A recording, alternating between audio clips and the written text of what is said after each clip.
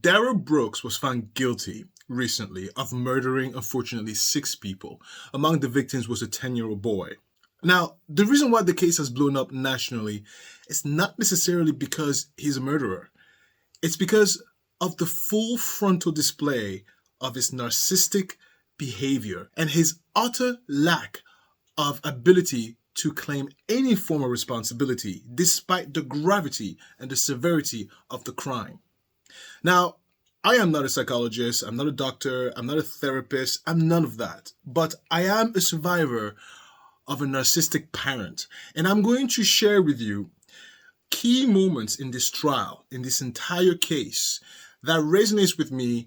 And from my point of view, I'm going to share with you what Darrell Brooks could or most likely would have been thinking at that moment, and what decisions, what could have triggered his series of actions up to the point of his guilty verdict. It's going to be fascinating. So tag along, get into a window of what goes on in the mind of a narcissistic. Again, from my point of view of a survivor of a narcissistic parent.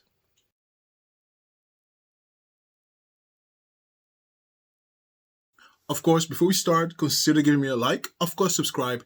Let's go. Okay, so this first video I'm going to show you is going to be the moment when Darrell Brooks is essentially running away from the police. Now, when he took his car and ran over all these people, he did it purposely, okay? And at some point, he had a thought saying, oh God, maybe this is not good. I don't think I can get away with this if I stay in this car.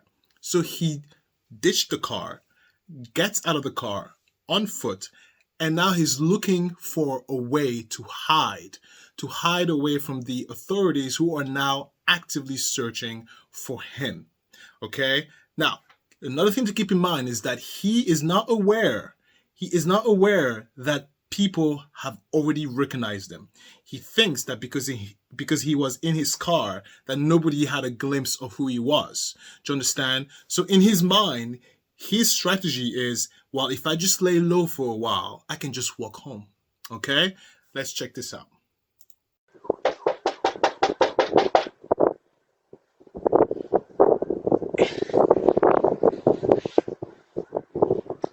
Hey, I called an Uber, and I'm supposed to be waiting for it over here, but I don't know when it's coming. Can you call it for me, please? I'm homeless.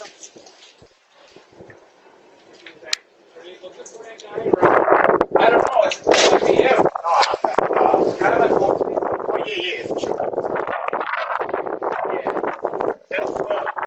Okay, so I'm going to pause this right here really quickly.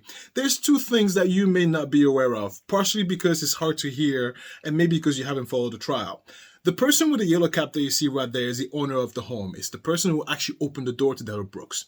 And what the conversation that's happening right here at that moment is that he realizes that there is a manhunt going on for something.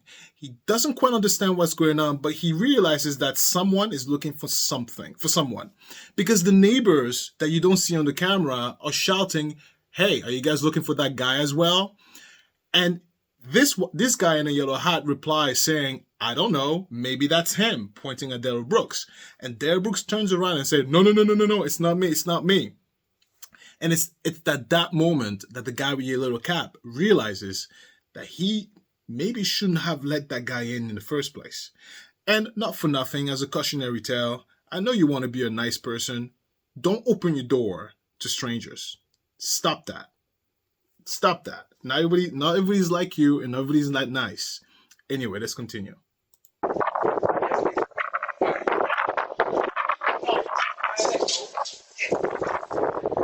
You can see how nervous he is.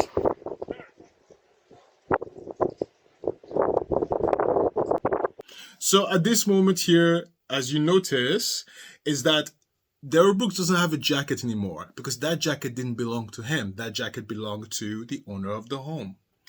And so when the owner of the home took his phone and took his jacket back, he went back inside and locked Darrell Brooks outside.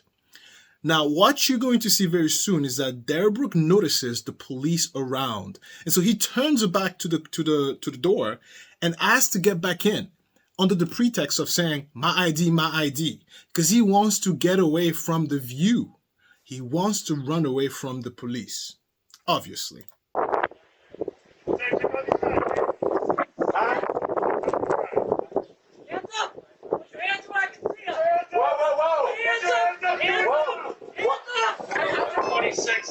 Block Elizabeth, 126.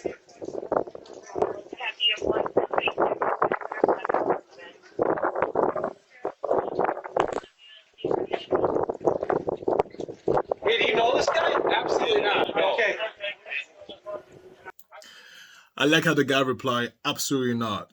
That's right. If you're anybody out there you're just a nice person, please don't open your doors to strangers. Don't be an idiot. It only takes one moment to ruin your life. Just stay home and don't worry about it. Anyway, narcissists are masters of deception. And the reason why they are masters of deception is because they have a level of emotional intelligence that is out of this world. They can read a room like that. They can know and assess anyone. I mean, that's how they find their victims. Narcissists find the victims by assessing their behavior, by assessing how the likelihood of their influence on that person, and they always start sweet, and then once they get in there, they anchored in. And so Darrell Brooks there took his car, killed those people knowingly. He was going very fast, and so he had an inclination that, you know what, people are not going to know exactly how I look like, sort of, kind of, right? But the moment the car was no longer viable, he took an executive decision to hop out the car and try to run away and hide out the search parties long enough. And the only way to do that is to pretend like he's homeless, pretend like he needs help, and prey on the goodwill of a good Samaritan. And thank God that the owner of the home had a hunch and kicked him out, because at that moment, he could have easily evaded capture. This next part, it's him inside the interrogation room. Now keep in mind, right? In his mind, all he's focused on is, how do I get out of this as unscathed as possible? Mind you, they are very good at reading a room. And so in this video, you're going to see him trying to get a good idea of what he's dealing with, what the officers know. Because obviously he got caught, which means his initial perception that he was not recognizable didn't quite work out. Okay, so now he has to re-strategize and replan and refocus how he's going to tackle this problem. So Darrell, what were you thinking when you went driving through this parade? What am I facing? That's all I want to know. I don't have no problem talking with you guys. You got people injured that had to go to the hospital. So they're saying I injured somebody, or you're saying I injured somebody. Yeah. So I'm looking at what, reckless endangerment? The very least, yeah. The very least. People got hurt. That's reckless endangerment. I don't know exactly what they're going to classify it. Yeah, people had legs broken. Endangerment's where you may have hurt somebody by your actions. You did hurt somebody by your actions. So what am I being charged with? That's what I'm trying to say. I don't know exactly We're yet. still working that out. That's I don't know all of the details. You're not going to get that out of me. I'm sorry. I'm explaining to you. You're driving down there. You're looking at people got hurt. People got some broken legs. And y'all saying that's me. I know that's you. How you know that's you? Because I can recognize you. I can tell it's you. Okay. How do you know that's me? He's still testing. He's throwing out tendrils to see, depending on what the detectives say, it would dictate as to what he's going to say next. So he does not know what they know. And he's not quite sure, how the hell did they find me? How the hell did they know it's me? Right? Because initially his defense was like, because he made up prior to this, he made up a story that he was going to see a friend. That car is not his car. But this is where the problem with narcissists, with people that are narcissistic, is that they only think around themselves. He forgot to understand that the car is registered under his mother's name. So therefore, the mom is not on the scene. Who else has the car? The detective obviously called the mom. And though she said, my son got the car. Who's your son? Darrell Brooks. I mean, The car, the weapon in question was at the scene. And so in this interrogation, he's trying to see what do they know. He's trying to understand his new territory so he can plan better. Plan better in terms of what can he do to wiggle himself out of there. And that's your mom's car, which you had the key for. I can ID you, Darrell. I'm just asking you to be honest about it. Now that's the moment when he realized that that's how they ID him, through the car registration. Because prior to that, he was sticking to his story.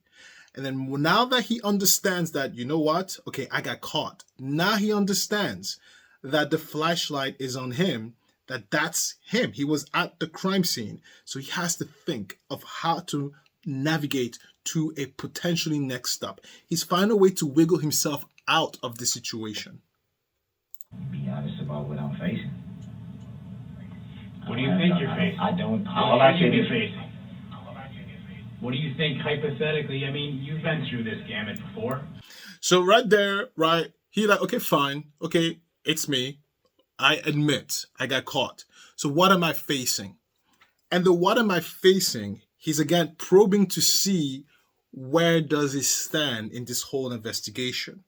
And the detective are very smart, right? Because they don't want to let him know what he's facing. They want him to guess what he thinks he's facing, which will be a form of admission of guilt. Do you understand? But this is not the first time he's been to jail. So he knows he shouldn't outright say that. So it's like a cat and mouse situation of what am I facing? What do you think you're facing? Well, what am I facing? What do you think you're facing? Do you understand? Right, and y'all knew I was getting charged with this from day one, so why y'all couldn't just charge me and take me to county jail where y'all was going to take me, man? Because you wanted me to tell on myself. That's basically what y'all wanted me to do. You told us that there was reasons for everything. No, I'm saying, but, and I'm not trying to, because y'all still, I'm not tripping with y'all, because y'all been straight up, so I'm not, but I'm saying. So, one of the big flaws about narcissists is that although they are highly, highly emotionally intelligent, they tend to be quite stupid. And the reason why they tend to be quite stupid is because they have this sense of self and grandeur. They think that they are literally God's gift. And because they are God's gift, they can never do a mistake. And because they can never do any mistake, they never really second guess their plan of action. They just assume that it's good enough. Or they assume that if something goes wrong, I can talk myself out of it. That's how much they believe in their talkative skills. And in some degree, they are right.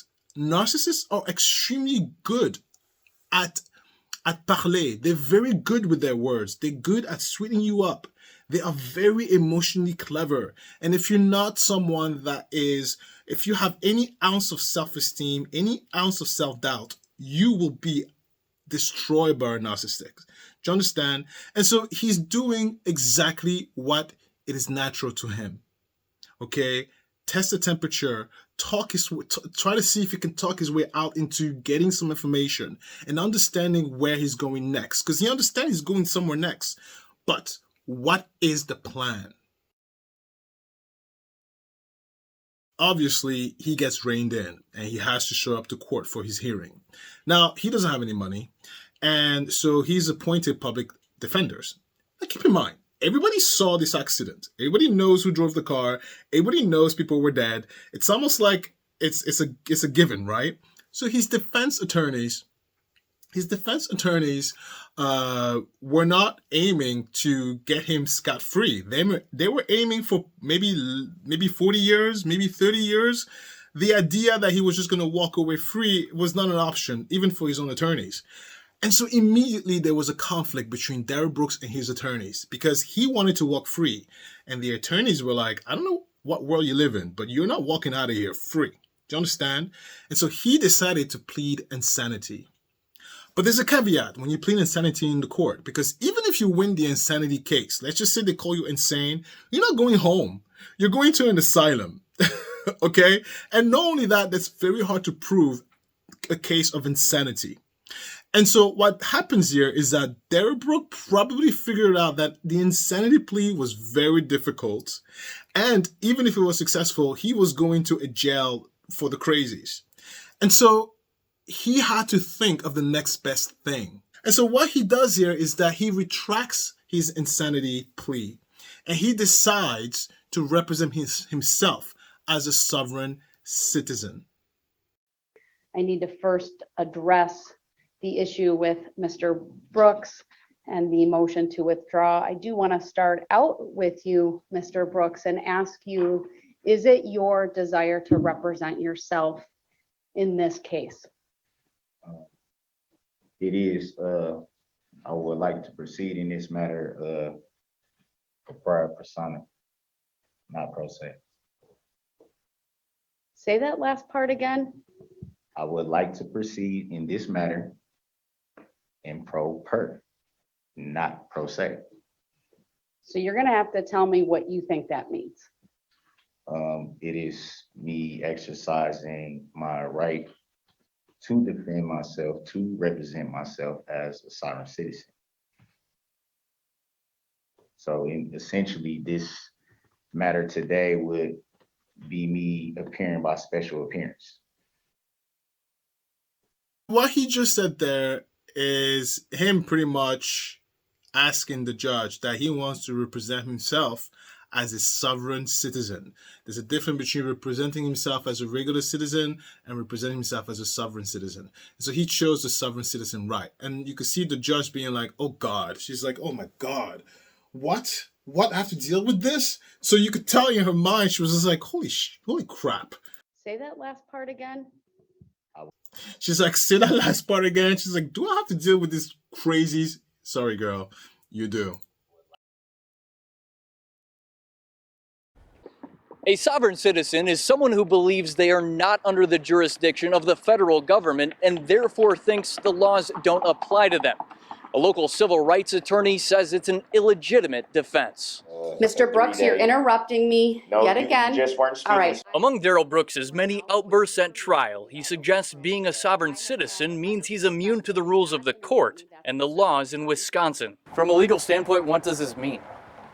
From a legal standpoint, it means nothing because it's not a defense at all. Milwaukee civil rights attorney William Sultan says that's because the concept isn't recognized as a legal defense in any courtroom in the United States. It's a theory that has been rejected for decades, and the court properly rejected it here. William says the unusual defense has gained steam and become more common over the last decade. So the defense has become common over the last decade because as more people are aware of this idea that you're immune to any laws, you're immune to any consequences, it's extremely appealing for anybody who is a nutcase, anybody who is, a crazy person. So to a narcissist, that's genius. Now, let's keep this in mind. He's not a sovereign citizen, because if he was a true sovereign citizen, he would have led with that to start with. If you compare and contrast true sovereign citizens, they don't even plead the insanity card. They don't even show up to court with any lawyer because right off the bat, they tell you that they are immune to any laws. The fact that he actually got the public defenders, put the insanity plea, removed the insanity plea, and decided to become a sovereign citizen, that's thought process. That is a cause, action, reaction. There's a lot going on in his head. And he chose that because he was faced with two options. Public defenders are going to give me 30 years or something like that, and I want to go home.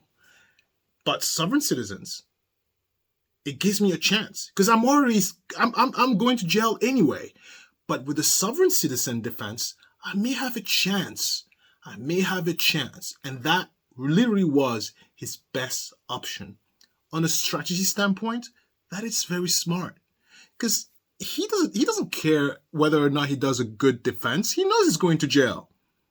The point here is that he wants to find a way. He is analyzing the situation and he's looking for a crack. He's looking for a little outlet that he can just drill in and make the crack bigger and he can wiggle himself out of this situation. And narcissists are great at doing that. If you ever notice, if you ever notice when a narcissist realizes that you're mad at them or that you're onto them, they become very sweet, very nice. They tell you nice stuff, they buy you gifts, they make love to you the best way possible. Do you understand? They enchant you so you can go back to under their spell. And that's what they're good at. They're good at manipulating the situation, even at this high level of court. Even in a situation where due process and factual process is going to trump everything, he's still able to find a wiggle. Clever. I would have never thought of that. Like if I was in his place, I'd just go with a public. I would have never thought of sovereign citizen defense. Clever. Narcissists are very clever. The thing is, again, as their crutch is, their cleverness only stops at the boundaries of their self-preservation. They're not able to think long-term in areas where they are not present. And that's their downfall. Remember, in his mind, he doesn't care whether or not he does a good job at convincing, us, the audience, or the judge. He is now going to try to manipulate the jury. Oh, wait, but first, please consider liking if you haven't done so. Of course, subscribe, and let's go. Keep in mind that mask of his is a great strategy. I'll talk about it later at the end of the video, why the mask was also very smart of him. Let's go. And I've sat back and watched from countless narratives that's been put out there, the way this incident has been portrayed at times. I'm going to pause it there. What he's doing, this is a multiple step process.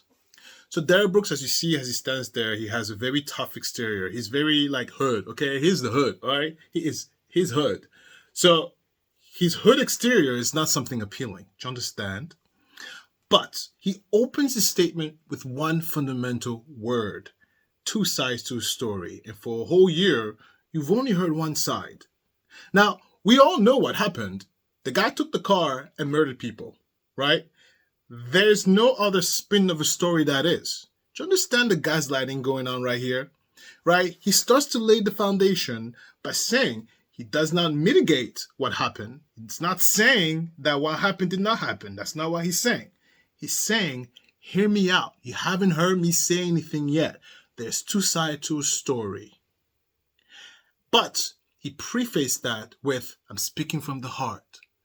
Do you understand? He's disarming you. He is laying the foundation to let you know that I know you're looking at me angrily. I know, because you believe that I did this. And yeah, maybe I did it. But wait, don't be so angry. Hear me out. Hear me out. He is softening your blade and your anger. He's drawing you in so you can listen to what he has to say without prejudice, because he's telling you he understands how you feel about what happened. Oh, these people. And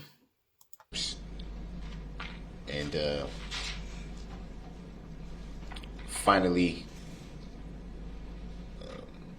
everyone getting a chance to get the full story.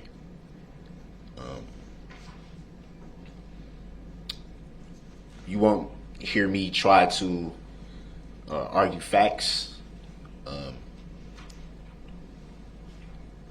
The fact is that this incident was tragic, very tragic. That's not lost on me. Facts are that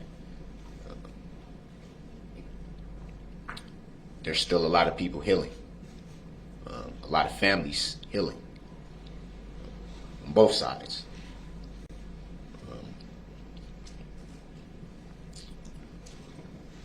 And when I'm confident that the evidence will show, sorry, I'm getting a little emotional. Okay. Second step of his plan is to reaffirm and make sure that you are really buttoned up. So the first step, he tells you, hey, I know how you feel, hear me out. I know how you feel, hear me out. The second part is he reiterates that with more bad English, with proper words, with triggering words. Matter of fact is, I'm not disputing the facts. I'm not saying what happened didn't happen. I'm not saying that I didn't allegedly kill these people. That's not what I'm saying.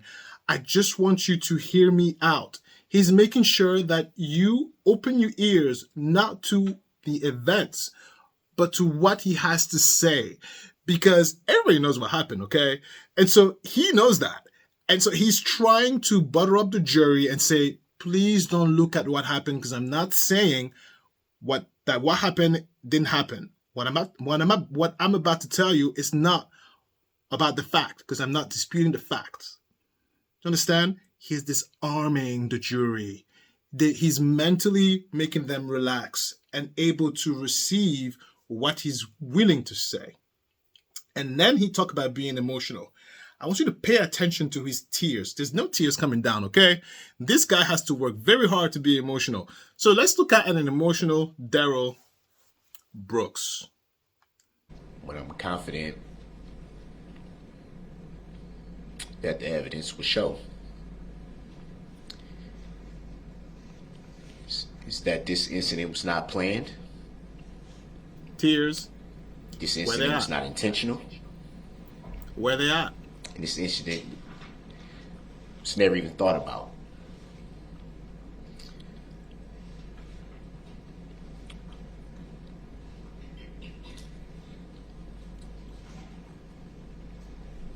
It's easy to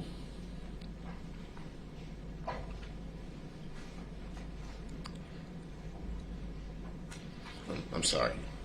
Just need a second. Now the emotion is here. I'm going to tell you where narcissists draw their emotional vulnerability from. It's not from what happened. It's not from what they think about you. It's not from maybe they hurt you. It's all from themselves. Narcissistic people are extremely insecure. They are riddled with self-doubt. They have no confidence at all. It's even lower than the lowest self-esteem. They don't even believe that they're worthy of being alive. Do you understand? And it is a psychological disorder. It's a mental disorder, okay? I gave you a disclaimer at the start of the video. Please don't come for me. But it's a disorder of the mind. But narcissists are not born, they are made. Chances are either his mom is a narcissist or his father was a narcissist. And a narcissist is a product, a traumatized product of a really shitty childhood. And so he has built an exterior. He has built a thug exterior. And that's his image. His image is his shell. And because he has started the conversation on this is emotional, this is from the heart, he has to break down that shell. Do you know how hard it is for a narcissist to let down his guard? They don't want to do it. That's why it took so long for him to get so emotional. And do you know where he got that emotion from? Probably from his childhood. It took him this long. It took him about 2 minutes of just thinking to himself, thinking about the young Darrell Brooks who was maybe neglected, maybe beat up, maybe bullied. He is thinking inward to let that vulnerability out. And then once it comes out, it just pours, because narcissistic people, their trauma are unresolved. So when they become emotional like that, even though it's all about them, it is raw and it is cataclysmic. It's just a lot of, do you understand? Let's look at the waterworks, ladies and gentlemen. Go.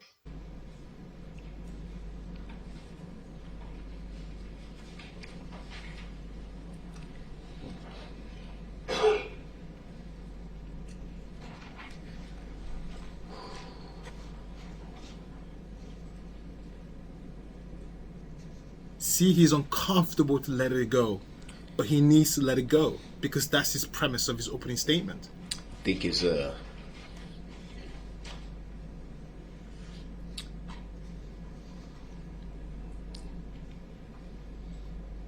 it's easy to look at the magnitude of something like this and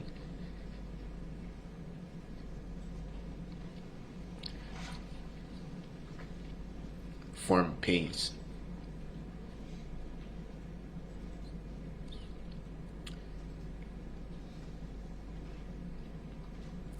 I think it's easy to disregard a lot of factors.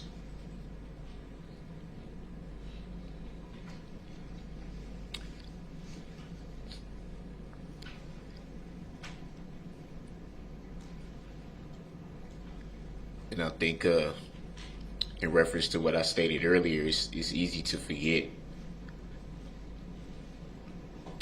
the other side of the coin.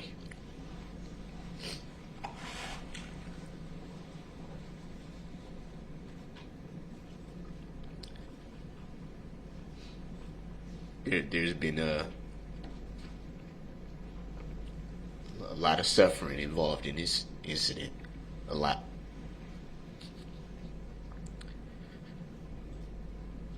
Obviously,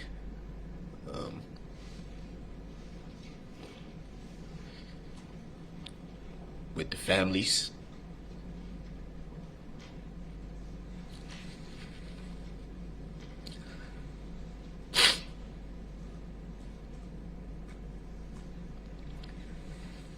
with the community,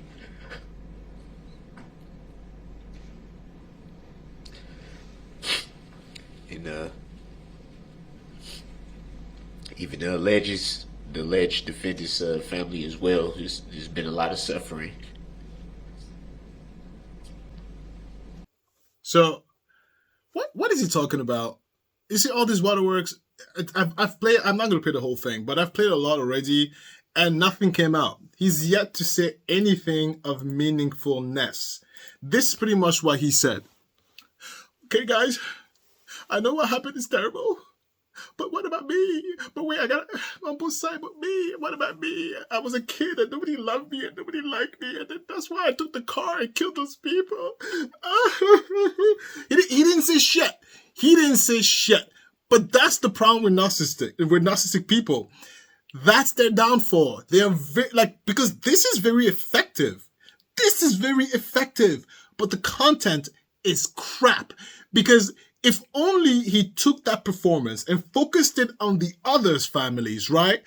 Maybe there would have been some sort of leniency somewhere. But because they're so focused in their own little bubble that they fail to see the perception beyond the direct interaction of their self. Do you understand? So great performance, shitty content. Do you understand? And that's the problem with narcissistic. So to me and you, like we're so emotional and we have hearts and maybe we'll be crying with him. Do you understand? But what did he say? He didn't say anything. He has yet to say something of substance. It's been like over 6 minutes of these opening statements. Like, what did he say? He didn't say anything of substance, right? But that's the strategy. Step one, tell you, look, I'm not disputing the facts. I'm telling you the facts are right, but listen to me. Step two, listen to me. I'm not disputing the fact. Just listen to me. Step three, okay, look, listen to me because I've been through a lot. I don't understand why this is happening to me. I don't understand. And then by the time you're like, okay, fine, relax, okay. Then they go in and tell you it's all about them. Do you understand? Anyway, I should be an actor.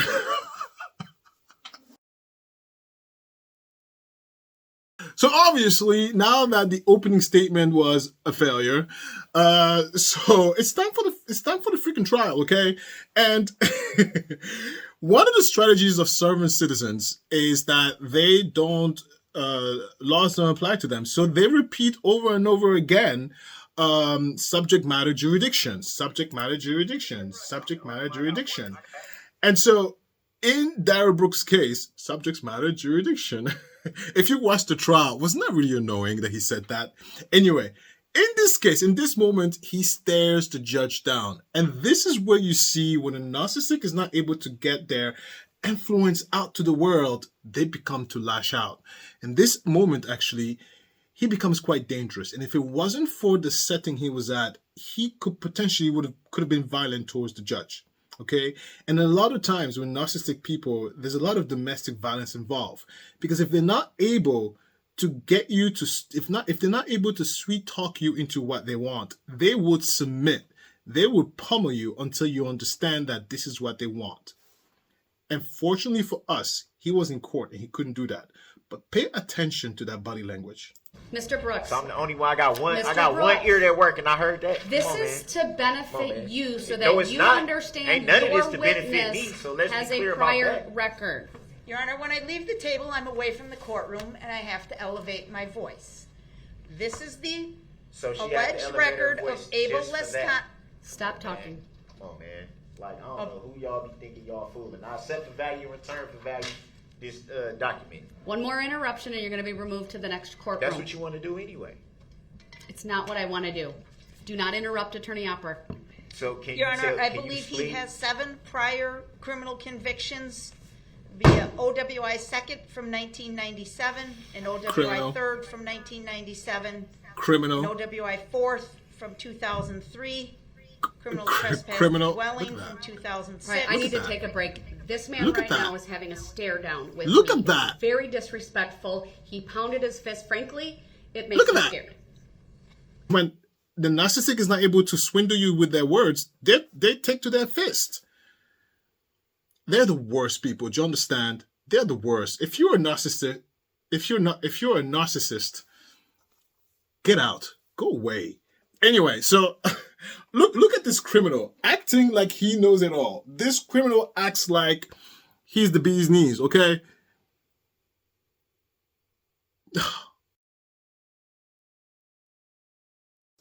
So the trial now happened, and it's time for a closing argument.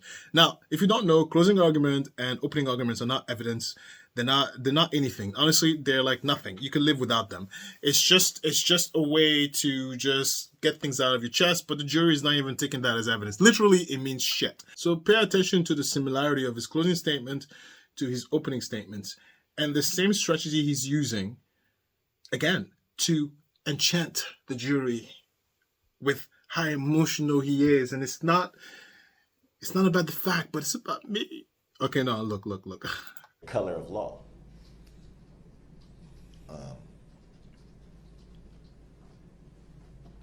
The fact of the matter is, just like I did with my opening statements, I don't have a well-prepared or rehearsed speech.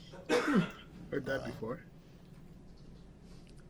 I didn't look in the mirror and say certain points to myself over and over again to make sure I have them right or anything like that. I've chosen to speak from the heart in my opening statements, and now I'm going to speak from the heart.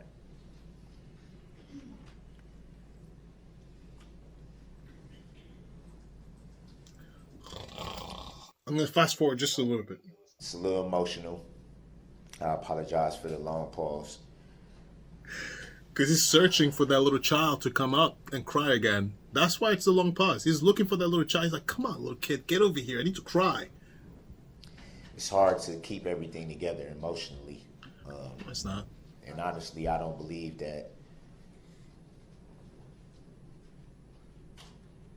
I have any more tears left. Because the child didn't show up. It's been a hard year. The child was like, no, I'm staying For inside. families, mostly. And that should not be lost on anyone. It shouldn't be taken away. I said it before and I'll say it again. It's a lot of people that are healing, that are attempting to heal. So I'm going to stop it right there, but pretty much his closing argument is very similar to his opening argument. He put on the fireworks, he put on all that stuff because he's just looking for one idiot to have compassion for him, and boom. Because in the closing statement, even though he couldn't cry, he did cry a little bit later on, but you could see his demeanor, soft voice. And this is someone who was yelling at the judge, okay? Soft voice. Hands together, looking away, all coy. I'm sorry. I'm sorry. Just hear me out. It's It's not the fact. It's, oh. Do you understand? Do you understand how, like, you might think this is silly, but you have no idea how effective that is.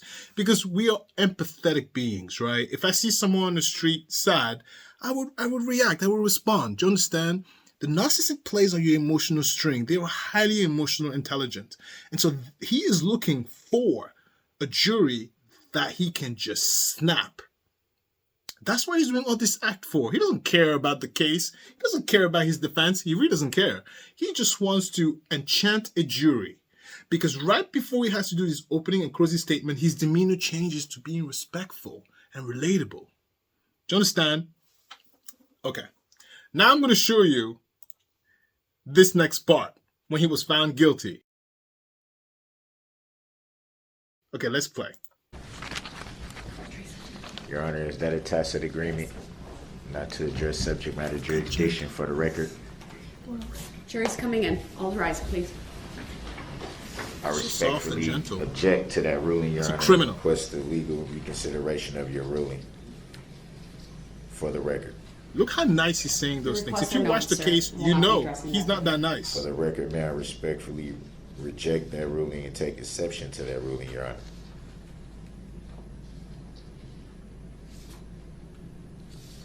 Look at his demeanor. Is that a Look at tacit his body agreement and language. judicial determination that you don't have to answer that question as a public servant, Your Honor? Very like submissive, gentle, non-threatening, For the disarming. record, may I request the legal or factual basis for your sick ruling, people. Your Honor?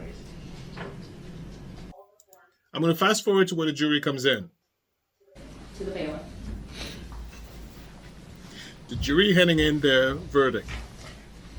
Look at the mask. Look at his eyes. He's looking at the jury. He's looking at who is going to give eye contact to him.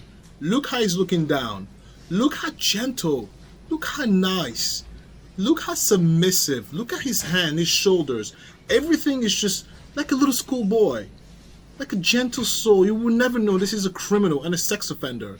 You would have never known that. Look how coy he's acting. And he's looking for the eyes of a jury. And he hasn't caught one because he keeps looking. He keeps looking. They're not looking at him. They're not looking at him. He keeps looking because he's looking. All right? The judge is counting the verdict, okay? He doesn't know that. He doesn't know that.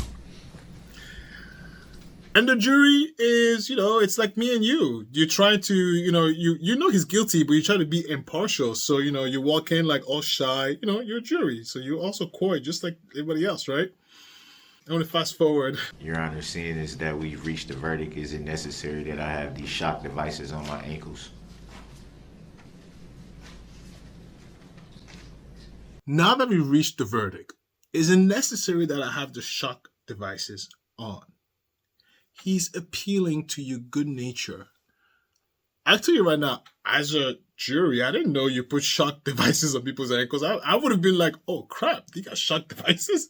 I don't know that. I didn't know that. Like if I was like, I don't know, a vegetarian, humanitarian, if I was like a green person, I'd be like, no. If I was a hippie, I'd be like, how dare you treat this person inhumane? I'm just, please don't come for me. But do you understand what I'm saying? Clever, but he doesn't know that the verdict cannot be changed. It can't be changed. But he doesn't know that. He thinks that the jury can change their paper. They handed in the verdict. He doesn't know that. So he's still attempting to catch one juror's goodwill. We, the jury, find the defendant, Darrell E. Brooks, guilty of first-degree intentional homicide as charged in count 2 of the information.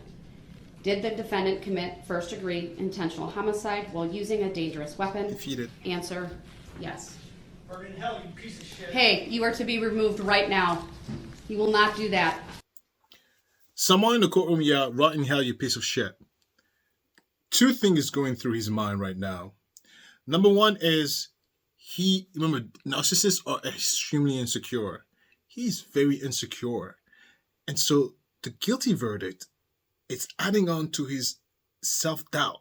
He failed. Not only did he fail, but he failed in public.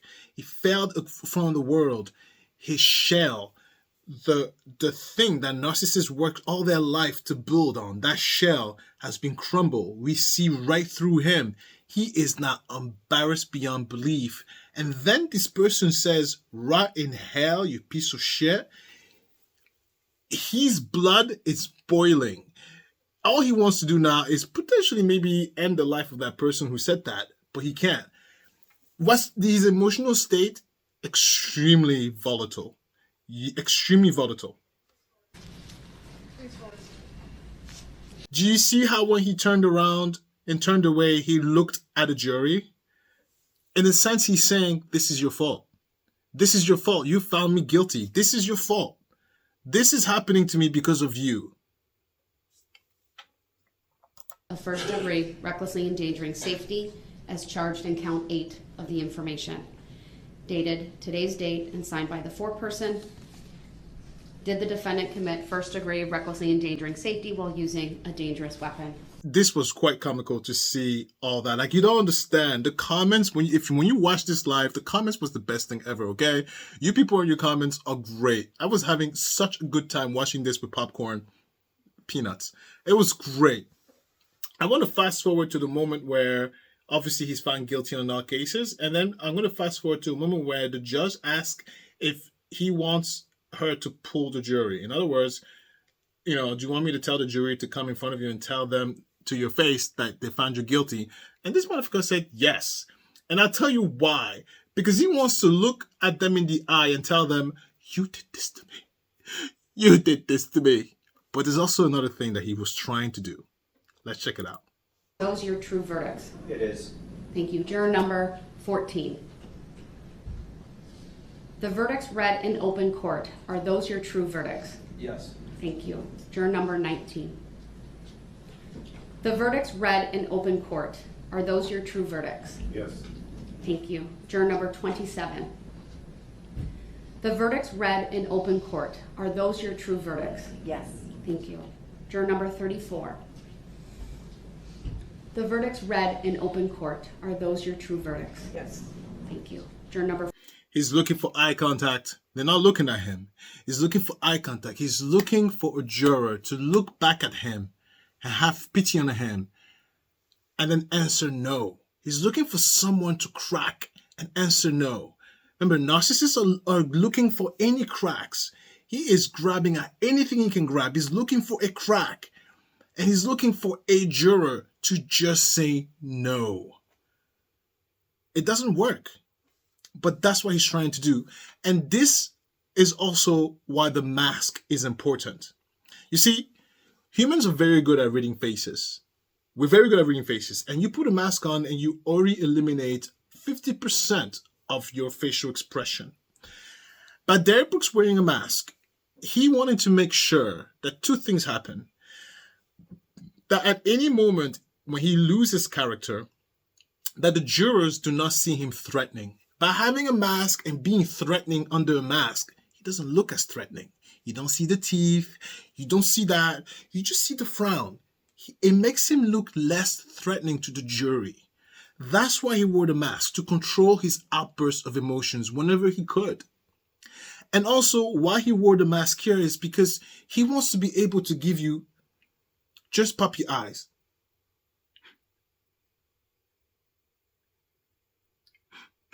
I'm laughing, but do you understand? Because then he doesn't have to work through this. He just had to work on this. He could just not worry about having this going on.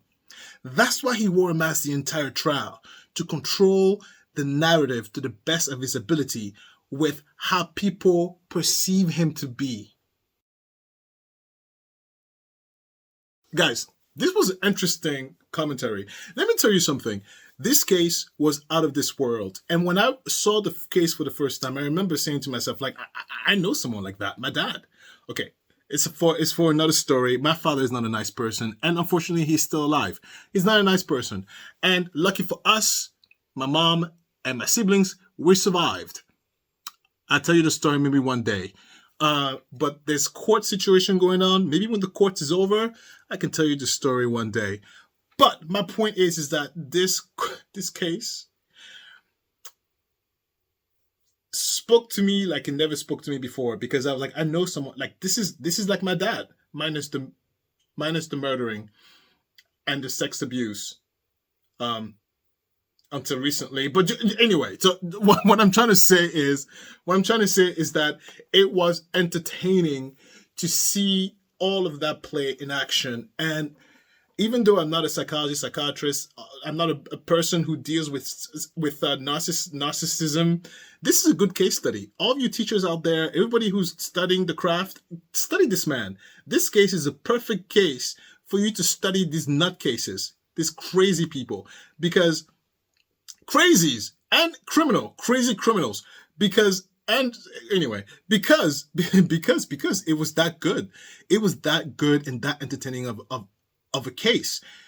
It was baffling at the level of disconnect this man had from the victims. And it was all about him. This was a classic case of narcissism. It was all about him. A 10-year-old boy was killed by him. He didn't care. It was all about him.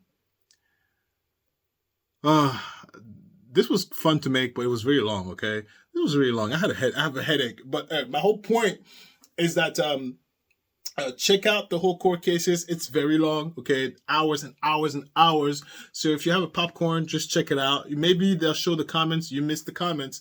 But Darrell Brooks is crazy and a criminal. Guilty.